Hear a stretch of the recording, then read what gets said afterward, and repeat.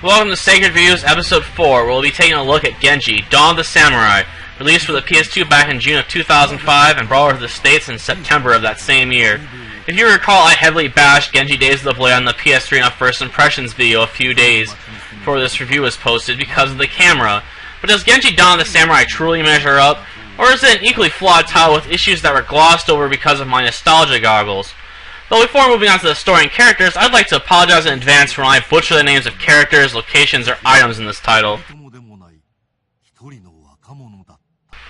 Story-wise, this game is on the simple side and follows the adventures of Yoshitsune Minamoto and his loyal follower Benkei, who are surviving members of the Genji clan that has largely been crippled by the Heishi, who are seeking to take over all of Japan through the use of mystical objects known as Amagane.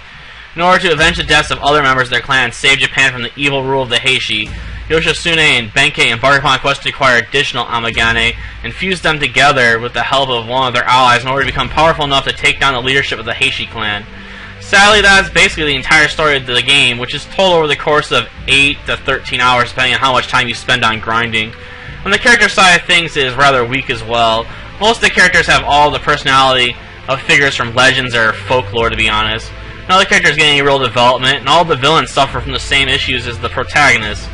In fact, the most interesting aspect of this game in terms of story and characters is the realization that it is loosely based around actual events and refers to characters that are popular in Japanese folklore and history. Then again, how many people actually play a hack and slash game for a deep and moving narrative in the first place? It seems to me this genre is largely saved by its gameplay, so is the gameplay itself any good in this title? Well, there's a bit of a mixed bag, to be honest.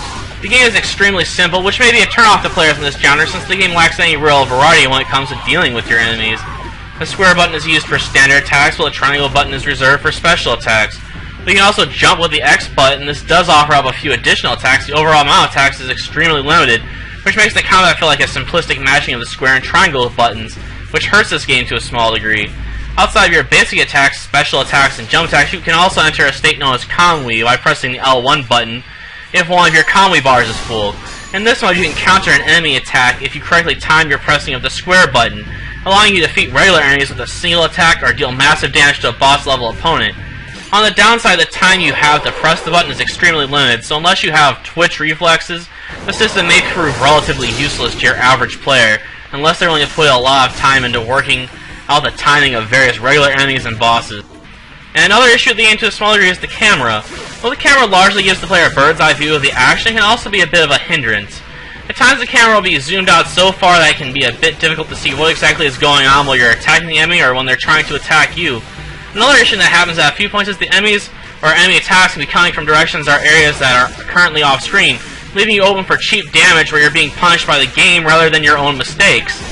To end on some positive notes though, the game does allow you to backtrack through most areas in the game in order to pick up items you had missed previously, or to grind for additional experience and money, since the game does incorporate a few RPG elements such as levels, purchasable weapons, armor, accessories, and healing items.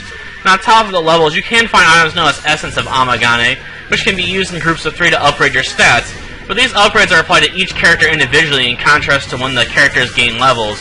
Now, a final positive, the two playable characters work entirely differently when it comes to combat, with Benkei being a slow-moving tank constantly crawling around with his massive piece of wood on display, stick of beating, beating stick. On the other hand, Yoshitsune is much weaker, but makes up for it by being faster and more agile.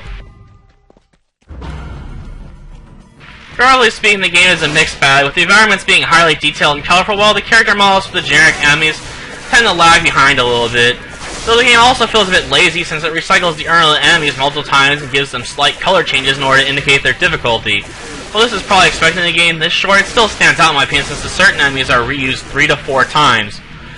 In the sound department, I have nothing to complain about, to be honest. The soundtrack is comprised of traditional Japanese musical instruments, but they work extremely well with this title. And I'm so unfamiliar with Japanese that I lack any real ability to judge the vocal performances, so don't expect any commentary on the voice acting. Overall, Genji Dawn of the Samurai isn't as good as I remember. Some of my complaints about Days of the Blade may be a bit over the top, but this title is still worth checking out if you can pick it up for cheap, which isn't hard since GameStop sells used copies for $3.